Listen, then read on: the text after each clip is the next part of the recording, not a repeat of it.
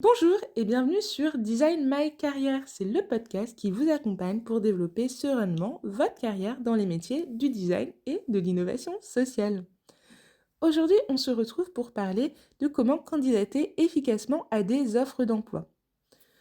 Comment on améliore son CV, comment on fait en sorte que sa lettre de motivation soit vraiment impactante, comment on a un book qui valorise vraiment ses compétences, et enfin, comment candidater et trouver des offres d'emploi. Donc, sans plus tarder, on va commencer par la partie CV. La première chose que je pourrais vous dire sur le fameux curriculum vitae, c'est d'avoir une phrase d'accroche au tout début qui va partager votre vision. Votre vision, c'est en fait quel est votre métier, qu'est-ce que vous voulez faire, comment vous travaillez, comment vous voulez impacter votre domaine, quels sont vos atouts, vos singularités, avec aussi des éléments de votre parcours clé. Dit comme ça a l'air d'être très long, ça peut être très dense, mais le but là sur la phrase d'accroche, c'est de garder que 3 ou 4 lignes maximum pour donner envie et avoir quelque chose de très personnel en fait qui est partagé dès le début du CV. Ensuite, vous allez pouvoir utiliser la méthode des 4 C de Patrice Rass. Le C pour la créativité, le deuxième pour la clarté, le troisième pour la cohérence et le quatrième pour le côté commercial. L'objectif, c'est d'avoir une structure de CV qui soit efficace. Pour ça, donc, on se souvient, on a notre petite phrase d'accroche, on va faire en sorte que notre CV soit créatif. Créatif, donc, c'est-à-dire qu'en fait, il soit quand même original, qu'il valorise bien votre personnalité et qu'il soit quand même en accord avec le secteur en termes de couleur, de façon de procéder. Petite point d'attention, quand même. Il faut faire attention à ne pas avoir un truc trop chargé. Bon, ici, on est quand même des gens plutôt créatifs, mais quand même, parfois, on peut partir sur des choses un peu bariolées, chargées, et ça nuit vraiment à la lisibilité de notre CV. Je vous partage un exemple. Ça m'arrive de recevoir aussi pas mal de CV, à la fois avec l'association et tout simplement avec le blog. Et franchement, il y a des fois, en fait, les CV étaient tellement chargés que c'était hyper galère, ne serait-ce que de les lire. La typo était pas claire. Donc, dans ce genre de cas, c'est vraiment pas évident parce que le CV, en fait, vous dessert dès le départ. Donc déjà, si vous avez quelque chose de créatif mais lisible, c'est déjà pas mal. Ça nous amène sur le deuxième point qui est la clarté. Il faut rester concis et avoir aussi des mots-clés qui nous permettent de lire le CV en diagonale. Ça, c'est vraiment quelque chose à pas oublier. Certaines personnes ne vont pas prendre le temps de lire votre CV en détail dans un premier temps. Donc, s'il n'est pas lisible en diagonale, vous perdez une partie en fait des recruteurs. Donc, vous avez des mots-clés, vous avez différentes tailles de police pour faire en sorte que ça soit clair, bien lisible et bien hiérarchisé. Ensuite, le troisième conseil plutôt, c'est le côté cohérence. Il faut en fait que votre CV réponde quand même à au moins 60 voire 70% des éléments de l'offre. Donc pour ça, il faut parfois renommer certains intitulés, repréciser certaines compétences pour quand même que ça soit bien cohérent. Je vous donne un exemple concret. Si vous faites de l'illustration, vous n'allez pas du tout avoir le même CV que si vous faites plutôt du design industriel. On est plutôt d'accord là-dessus sur les expériences. Et donc c'est pareil en fait avec votre CV. Si vous avez un profil qui est riche, multiple, avec plusieurs compétences et plusieurs casquettes, il faut faire une petite sélection pour vraiment mettre en avant ce qui correspond à l'offre. Comme ça, vous n'allez pas vous desservir en ayant trop d'informations et le recruteur va se dire mais je vois pas du tout le lien entre ça et ça. Parfois, vous pouvez avoir un tronc commun sur votre CV et juste reformuler quelques petites parties pour avoir une meilleure lisibilité. Vous pouvez même avoir plusieurs CV en fonction de si vous êtes plutôt dans une candidature en tant que facilitateur en intelligence collective ou plutôt si vous faites du design ou du conseil en innovation managériale. Donc, l'idée vraiment, c'est d'avoir des CV qui soient vraiment bien calibrés. Ensuite, le quatrième C, c'est le côté commercial. Et oui, il faut savoir se vendre et se mettre en avant. Et le CV est un excellent outil pour ça. L'idée, c'est d'avoir vos atouts qui soient bien mis en avant et de mettre en avant aussi les résultats. Donc, sur la partie atouts, ce que vous allez faire, c'est travailler sur les titres. Vous allez, par exemple, avoir des titres, au lieu de mettre bénévolat, vous allez mettre engagement. qui en fait ont beaucoup plus d'impact auprès de l'auditeur, du recruteur. Donc travaillez un petit peu plus vos titres. Vous allez aussi sur la partie résultats pouvoir mettre tout simplement des informations du style 12 ans d'expérience, des données quantitatives sur aussi vos projets, à quel point vous avez pu réussir certains d'entre eux, qu'est-ce que ça a donné concrètement. Par exemple, moins 20% de non-recours au droit. Pour ceux qui sortent d'études et qui vont dire « Ah, mais c'est compliqué, j'ai pas forcément de données quantitatives sur mes projets ou qualitatives ». Pas de souci. Vous pouvez utiliser les retours, par exemple, de votre commanditaire si vous en avez, des témoignages, des petites citations, c'est aussi possible, ou tout simplement, en fait, vous baser sur des études qui montrent que votre projet, s'il était développé, va dans le bon sens. En parlant de projet, je trouve ça hyper intéressant, en tout cas dans les métiers qui font de la gestion de projet, de pouvoir en fait avoir une rubrique projet à l'intérieur. Donc, dans votre CV, d'ajouter aussi des projets emblématiques parce que ça va donner aussi une teinte et une coloration en fait. Et s'ils sont bien explicités, sans forcément trop rentrer dans le détail vu qu'après vous avez le book pour ça, ça va aussi peut-être susciter le recruteur et rendre encore plus concret votre profil. Donc ça, c'est aussi quelque chose que je recommande pas mal. Et enfin, l'astuce qui a été un game changer pour moi, c'est vraiment vos loisirs. Plutôt que de mettre que vous faites du ski, de la danse, du basket, comme ça, un peu en vrac, vous allez vraiment expliquer ce que ça vous apporte en termes de compétences, de savoir-être, de soft skills. Par exemple, le basket, savoir se challenger et travailler en équipe. C'est aussi simple que ça, mais ça fait une différence. On va pouvoir passer à la partie suivante sur la lettre de motivation. Donc, cette fameuse lettre de motivation qui n'est pas toujours évidente à rédiger.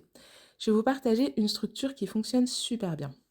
Vous allez avoir le vous, je, nous. Le vous, ça correspond en fait à l'entreprise, l'institution publique, l'association, le recruteur. C'est faire une synthèse de ce que vous avez compris dans le premier paragraphe.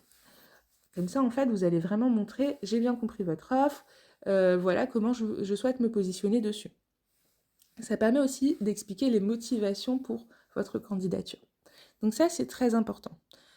Comme ça, dès le premier paragraphe, le recruteur se dit ah, « j'ai été compris ». Le deuxième paragraphe, vous allez enchaîner avec le « je ». Et là, vous allez en fait vous intéresser à partager en fait vos expériences qui font le plus sens avec l'offre d'emploi. C'est vraiment un jeu de bingo. C'est-à-dire qu'en fait, si vous voyez qu'il y a certains mots-clés qui ressortent, les réutiliser, utiliser l'expérience qui est la plus valorisante pour vous. Par exemple, si vous avez le choix entre, sur un poste, on va dire, de chargé de projet, vous avez le choix entre mettre un exemple de projet dans lequel vous avez fait de la coordination, développer des partenariats, ou montrer un projet dans lequel vous avez fait de l'illustration. Le choix, il est quand même vite fait. Vous allez choisir, en fait, tout ce qui montre de la gestion de projet plutôt bien mise en avant.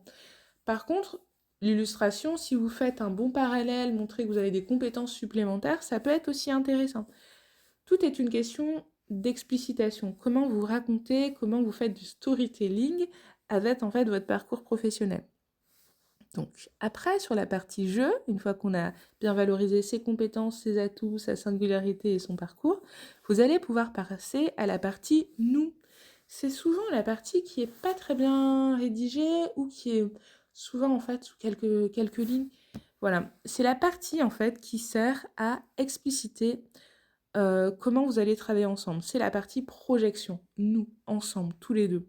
Donc, dans la partie nous, il va être intéressant aussi de vraiment d'aller un peu plus loin, parfois de faire des propositions, de montrer en fait comment vous vous projetez dans la prise de poste. Si on vous parle par exemple d'animer des partenariats, vous pouvez dire oui, ce point semble essentiel pour vous, je pourrais mettre en avant mes compétences d'intelligence collective et mes aptitudes sur les sciences cognitives pour améliorer encore plus la relation avec les partenaires. Voilà, ça montre en fait que vous allez plus loin, que vous ne vous contentez pas de simplement vous dire « ok, c'est bon », mais que vous avez aussi cherché à vous dire « ah ok, si je devais être à ce poste, qu'est-ce que je ferais ?» Je sais que c'est pas toujours évident parce que parfois les offres d'emploi sont pas toujours très claires ou ne détaille pas suffisamment en fait les informations de ce côté-là. Mais si vous faites ce travail-là, franchement, ça fera une belle différence.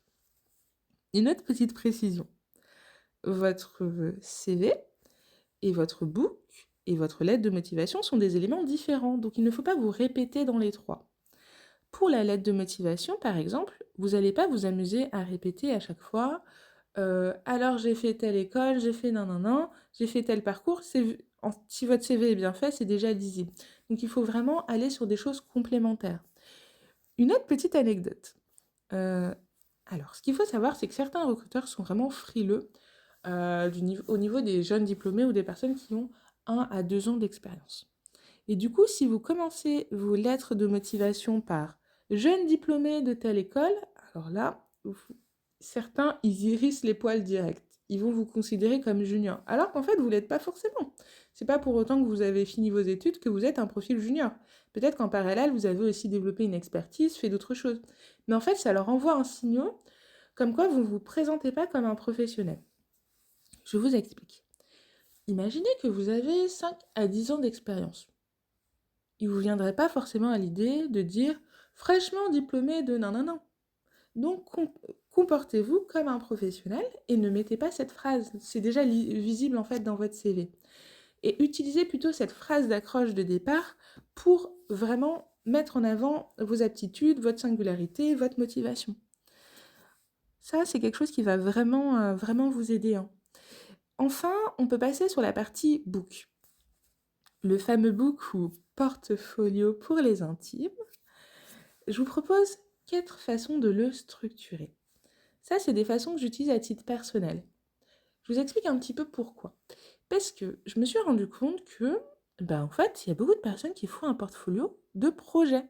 Sauf que quand on candidate à des offres d'emploi, ce qui nous intéresse, c'est les compétences que vous avez développées et pas les projets.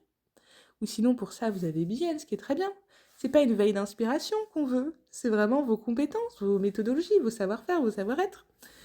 Donc, c'est quand même un peu compliqué parfois, vu que si le projet est trop mis en avant par rapport à vos compétences, et vous perdez le bénéfice en fait de votre travail. Donc, l'objectif, ça va être d'avoir une structure de 4 types. Vous allez choisir la structure en fonction de ce qui vous va le mieux. La première type de structure, c'est la structure par compétences. Vous allez par exemple montrer que vous savez faire du prototypage, de la facilitation en intelligence collective. Et en fait, vous allez découper votre book par chapitre en fonction de ça et ranger les projets de cette façon-là. La deuxième façon, ça va être le book méthodologique. Là, l'idée, ça va être de développer votre méthodologie, une méthodologie singulière, parce que on est bien d'accord, le design, ok, le design thinking et tout, mais on a des méthodologies de projet qui sont différentes. On a des grandes trames, mais ça varie d'un projet à l'autre. Et vous-même, vous avez des méthodologies qui vous sont singulières.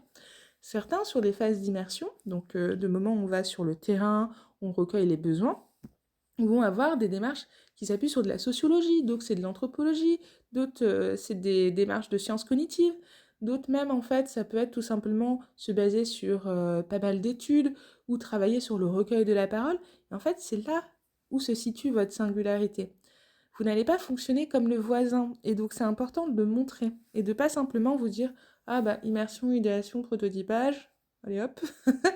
Donc pas du tout, valorisez-vous et explicitez en quoi vous avez un processus ou des choses différentes que vous venez ajouter à de la gestion de projet classique. Donc ça, c'est important. Donc, votre book méthodologique, vous allez en fait le découper par étapes de méthode. Pour faire simple, immersion, vous allez avoir une partie dessus, idéation également, et vous allez faire un focus projet. Plutôt en fait que de vous prendre la tête à essayer de développer tout le projet, il n'y a pas la place pour ça, hein. Vous allez plutôt vous concentrer sur une étape du projet qui pour vous est vraiment intéressante. Par exemple, vous avez fait pas mal de co-création et vous trouvez que c'est une étape qui est intéressante dans ce projet-là, qui valorise bien votre positionnement, votre parti pris et qui a eu beaucoup d'impact.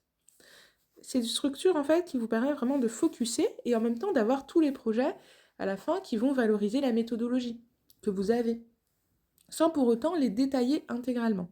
On reviendra un petit peu plus sur la structure des pages juste après. Donc, la troisième façon de procéder, c'est par métier. Si vous êtes une personne en reconversion ou qui avait un parcours riche ou qui développait plusieurs expertises fortes, vous avez par exemple votre métier de designer et en parallèle votre métier d'ingénieur. Et en fait, vous pouvez candidater à des offres d'emploi qui combinent les deux ou pas du tout. Donc avoir soit deux books, soit dans le même book, avoir une partie sur le design et une partie sur l'ingénierie. C'est ok parce que parfois, en fait, c'est pas toujours évident d'associer les deux où il y a des projets qui font appel vraiment à une expertise très forte de l'un et pas forcément de l'autre. Donc ça, c'est une façon de procéder. Et la dernière façon de procéder, c'est le book par la vision. J'en reparle encore ici, mais vous avez à la base tous une vision de votre métier. Il faut juste savoir l'expliciter.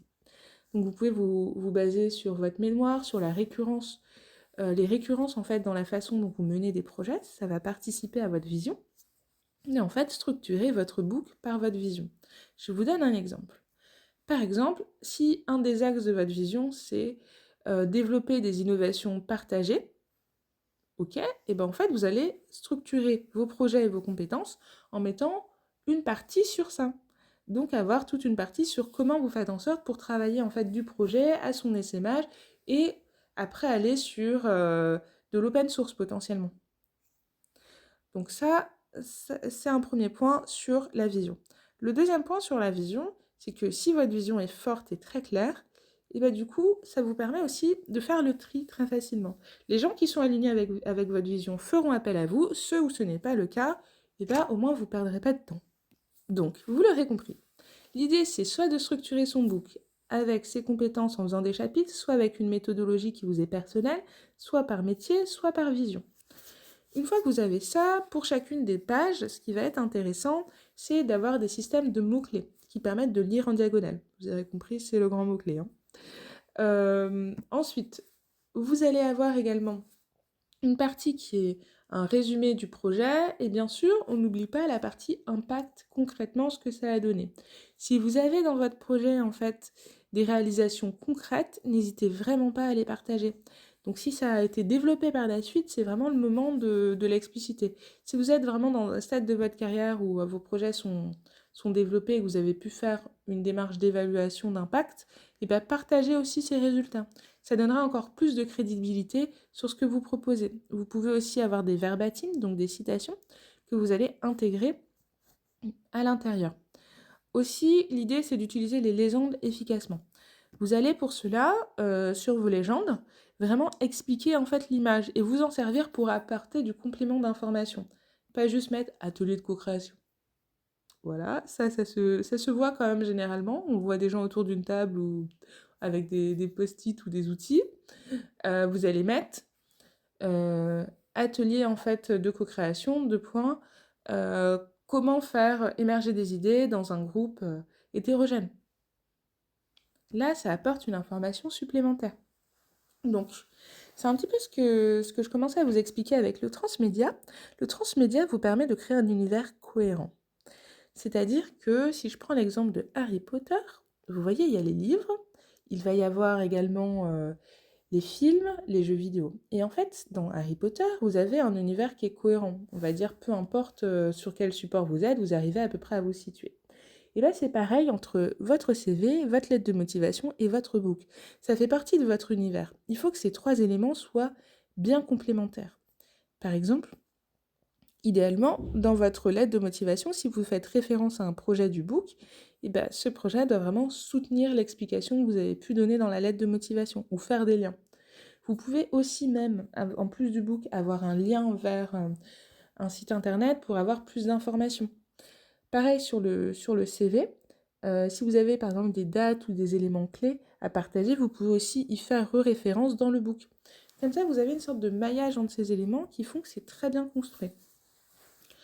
On passe aussi à un petit débat qu'il peut y avoir, est-ce qu'on passe sur du book papier ou du book numérique? Ce qu'il faut savoir, c'est qu'à l'ère du numérique, actuellement, le book numérique, c'est ce qui est souvent le plus envoyé, ce qui est plutôt simple en fait à transmettre. Petite précision, faites attention à la taille de vos documents parce que si ça ne passe pas un mail, bah, du coup malheureusement parfois votre candidature risque d'être refusée. Par rapport au book papier, le book papier en fait est intéressant si vous pouvez soit le remettre en main propre, soit on va dire l'envoyer. Je connais une personne qui a fait ça et ça avait plutôt bien fonctionné, ça lui avait permis de décrocher un échange. Pas forcément un entretien pour le poste, mais au moins il l'avait reçu parce qu'ils avaient trouvé la démarche intéressante. Après, quand même, il faut avouer que ça vous coûte des frais. Donc, dosez vraiment le côté papier vs numérique. L'avantage du numérique, c'est que vous allez pouvoir vraiment bien exploiter le format, créer des liens en fait, par exemple avec votre site internet, avec d'autres ressources pour aller plus loin, voire même en fait faire un système de book sous la forme d'un mind map. Donc c'est aussi possible, votre book n'est pas forcément un PDF. Donc exploitez vraiment, on va dire, le format. Et le papier, vous pouvez vraiment avoir un système en fait un peu origami avec des pages qui se déploient et parfois avoir des protos ou des contenus en fait qui peuvent être mieux mis en avant, selon en fait aussi vos spécialités. Donc je pense qu'en fait les deux sont complémentaires mais ne s'utilisent pas forcément de la même façon. Je vous donne un exemple aussi dans mon cas. Par exemple, moi ce que j'essaie de faire avec mon propre book, c'est faire très peu de mises à jour. J'essaie d'avoir un contenu qui est en fait qui sera encore valable dans 5 ans, où je vais pas m'amuser à chaque fois à remodifier. Parce que ça prend du temps de faire un book et si c'est pour le remodifier à chaque fois, c'est pas super intéressant. La deuxième chose, c'est que dans mon book, j'ai essayé de faire en sorte d'avoir des références. Par exemple, j'ai gagné un concours, le fameux concours Design Zéro Déchet du SICTOP. Et du coup, je vais en fait le mettre dans le CV et dans le book pour en fait créer du lien. Derrière, par exemple, ça m'avait permis de faire une vidéo et d'être interviewée par rapport à ça. Et bah du coup, je crée un lien dans le book qui permet de renvoyer vers ces contenus-là. C'est ça le fameux transmédia, c'est créer un univers cohérent. Donc ça permet d'avoir un book teaser qui fait 10 à 15 pages maximum, hein, je précise. L'idée, c'est vraiment de donner envie. Et en fait, sur ces 10 à 15 pages, vous allez aussi avoir un système de renvoi. Comme ça, si le recruteur il veut en savoir plus, et bien là, bim, vous pouvez lui envoyer la matière, c'est parti. Mais s'il a très peu de temps, il a une structure efficace qui va valoriser votre capacité de concision et aussi de structuration. Donc c'est aussi pas mal d'avoir quelque chose de percutant. Alors, je vous propose de passer sur la partie candidater et trouver des offres d'emploi. Donc, c'est une partie qui n'est pas évidente parce que il y a aussi pas mal d'éléments extérieurs qui dépendent en fait pas de vous. La première chose en fait qui dépend pas de vous, c'est le contexte. Est-ce que en fait c'est vraiment un vrai recrutement, donc ils recherchent vraiment quelqu'un, ou est-ce que c'est pas déjà en fait une offre de façade où en fait derrière il y a quelqu'un qui est déjà positionné. Ça peut arriver dans certains cas. Donc on va se concentrer nous sur cette partie-là, sur les éléments qu'on contrôle. Le timing. Le timing, c'est quand vous candidatez. Ce qu'il faut savoir, c'est que quand une offre d'emploi est ouverte, vraiment, l'idéal est de candidater dans la première semaine. Si vous candidatez au-delà, vous avez en fait des chances que votre offre ne soit pas lue. Dans ce cas-là, parfois, ça vaut le coup d'envoyer un petit mail ou simplement de contacter le recruteur pour savoir s'il est toujours intéressé de recevoir des candidatures. Pour la petite anecdote, c'est ce que j'ai fait en fait pour le poste que j'occupe actuellement. C'est que je crois que ça faisait un mois, peut-être un mois et demi même, que l'offre était ouverte. J'étais vraiment pas sûre, j'avais vu qu'il y avait un contact, j'ai demandé et après j'ai envoyé les éléments d'information et j'ai été prise. Donc ça vaut le coup. Donc sur le timing, il faut candidater vraiment dans la première semaine, surtout si vous avez des offres qui sont très visibles. Les gens vont candidater beaucoup et le recruteur va se faire déborder par les candidatures.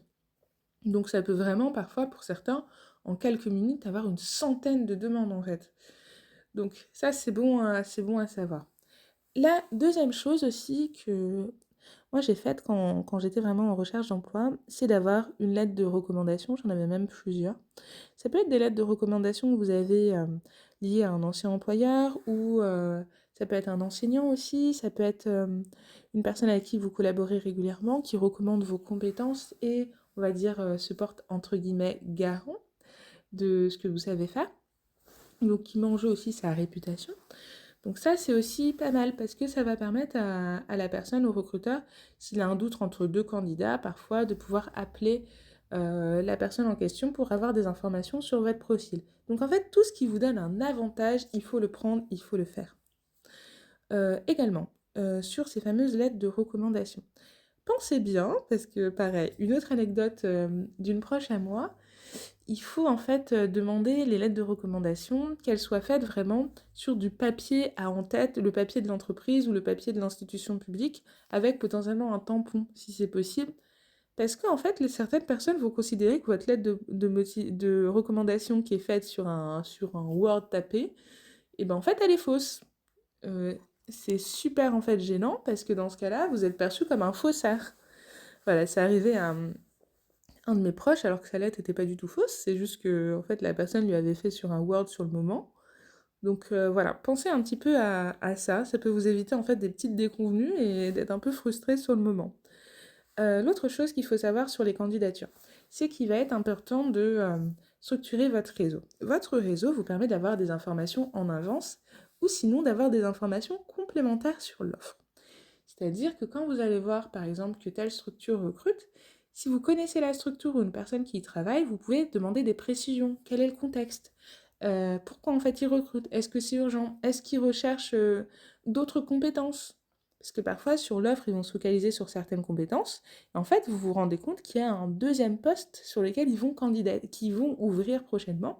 Et parfois, ça vaut le coup en fait de candidater à la première offre pour qu'ils puissent voir potentiellement passer votre CV et vous orienter par la suite sur la deuxième offre.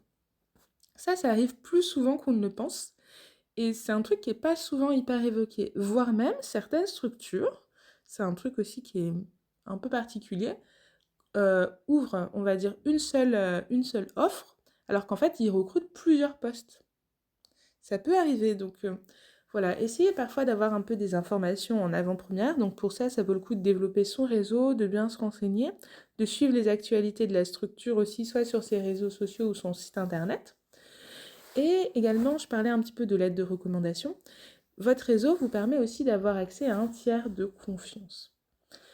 Si vous avez une personne dans la structure qui peut vous recommander, et ben ça peut vous aider tout simplement à ce que votre lettre, qui à la base, oh, je suis pas sûre de prendre telle personne, soit recommandée et reparte dans la partie entretien, voire même que vous puissiez avoir le poste, parce que en fait vous avez pu avoir un temps d'échange privilégié qui vous permet de mieux comprendre la structure. Je précise aussi que il y a quand même une différence entre le recrutement en entreprise et en institution publique et en association. Le recrutement en entreprise est beaucoup plus, on va dire, flexible. Ça peut se faire de façon très différente. Parfois, en fait, il y a certaines entreprises, ils publient même pas l'offre et ils vont tout simplement faire appel à un chasseur de tête où ils regardent dans leur réseau LinkedIn qui pourrait convenir et hop, ils leur envoient l'offre. Ça, c'est des choses que j'ai déjà vu souvent pratiquer et dont j'ai pu voir aussi moi-même ce que ça faisait. Et également, vous avez en fait les institutions publiques qui, elles, ont un processus de recrutement. Donc, honnêtement, les institutions publiques, quand elles recrutent, ça va mettre plus de temps qu'une entreprise. Donc, il faut aussi le prendre en compte. Sur le fait que peut-être que vous allez candidater en janvier et peut-être avoir seulement une réponse pour les entretiens début février. Donc, n'hésitez pas de temps en temps à les relancer en dosant un peu pour pas non plus harceler les gens, mais montrer quand même votre motivation. Et également, sur les institutions publiques, l'idée, c'est vraiment d'avoir des entretiens qui sont équitables. Donc, d'avoir à peu près la même durée d'entretien, les mêmes conditions, à chaque fois. Les entreprises font un peu de façon différente. Certaines, en fait, appliquent vraiment des entretiens équitables, d'autres, c'est plus variable. Donc déjà, bien comprendre aussi le processus de recrutement de chaque structure, ça va vraiment aussi vous aider. Ensuite, vous pouvez regarder les personnes qui ont été récemment recrutées dans la structure, voir quel était leur profil, quelles ont été leurs compétences. Ça vous permet de savoir si vous vous positionnez dans des compétences complémentaires ou exactement dans la même lignée. Ça peut aussi avoir des avantages aussi de bien comprendre l'écosystème. Enfin, pour trouver des offres d'emploi, si on parle un peu plus des institutions publiques, vous avez des sites, par exemple Emploi Public, qui référencent toutes les offres de candidature des institutions publiques. Ce qu'il faut savoir, c'est que les institutions publiques, pour les offres d'emploi, ont une obligation de publication. Donc à la base, soit sur leur site internet, soit sur ces sites qui agrègent plusieurs offres, vous allez avoir les informations. Donc il vous suffit en fait de vous mettre une alerte avec les bons mots-clés pour pouvoir trouver les offres. Pour les entreprises, eh ben, c'est pas si évident que ça. Certains sites vont agréger des informations comme LinkedIn, tandis que d'autres, en fait, structures vont avoir moins de visibilité sur leur offre. Donc n'hésitez pas vraiment à demander à votre réseau, à bien chercher, à faire des recherches, à vous mettre des alertes pour mettre toutes vos chances de votre côté pour pouvoir candidater au bon moment. C'est aussi bien aussi de s'intéresser aux structures qui se lancent ou qui se développent parce que parfois, elles vont recruter dans 3 à 6 mois. C'est un délai beaucoup plus long, mais ça vaut le coup de se positionner en avance ou voire même de faire des missions ou des prestations en fait avec elles, le temps qu'elles aient la capacité d'embaucher. Donc c'est ce que j'appelle ouvrir en fait ces possibilités et à travailler sur les différentes formes de collaboration, partenariat, mission, bénévolat, salariat, entrepreneuriat. Comme ça, vous n'êtes vraiment pas fermé. Et vous faites en sorte que, même s'il y a un premier contact avec la structure, elle a l'habitude de vous voir, de collaborer avec vous. Après, par la suite, elle vous embauche. Ça, c'est arrivé vraiment à beaucoup de personnes d'être des prestataires qui finissent par se faire embaucher par la structure, y compris dans le secteur public. Pour conclure ce podcast, la première chose, c'est que je vous propose d'essayer vraiment de vous dire que ce n'est qu'une question de temps. C'est pas évident, mais en moyenne, en fait, ça peut prendre quand même 6 à 8 mois pour trouver un emploi. Voire même 1 an, voire plus, selon en fait comment vous valorisez vos compétences, selon aussi le secteur. Certains secteurs, en fait, sont plus ou moins dynamiques, ont plus ou moins la capacité de recruter du monde. Et aussi, en fait, garder confiance en vous. C'est un des éléments les plus importants. Parce que parfois, le fait d'avoir trop de doutes sur je candidate pas et tout, moi je dis par doute candidater. Voilà, parce que vous savez pas. Peut-être qu'en fait vous êtes le candidat parfait, mais vous avez des doutes alors qu'en fait c'est vous qui veulent. Donc n'hésitez pas vraiment à vous donner vous-même en fait votre propre chance en y allant. Également en fait, on l'a vu dans le précédent épisode sur le personal branding, je pense que c'est vraiment quelque chose à mettre en place pour vraiment ne pas être juste dans je candidate, c'est moi qui fais toutes les démarches, mais attirer les opportunités à vous. Donc je vous invite à écouter l'épisode 2 pour ceux qui ne l'auraient pas fait. Et enfin, du coup, si vous avez besoin d'un coup de main, n'hésitez pas à rejoindre le groupe d'entraide de design et collectivité. L'idée, c'est de s'entraider, de pouvoir se donner des astuces. Là, on va peut-être faire un atelier bientôt et lancer un défi sur pimper son profil LinkedIn. Et également un autre défi sur la partie plus entrepreneuriale, se créer un réseau de soutien. Donc je vous invite à nous rejoindre, n'hésitez surtout pas. Vous pouvez commenter cette publication et comme ça je partagerai le lien ou regarder directement dans la barre de commentaires. On se revoit très bientôt pour un nouveau podcast. Merci d'avoir écouté.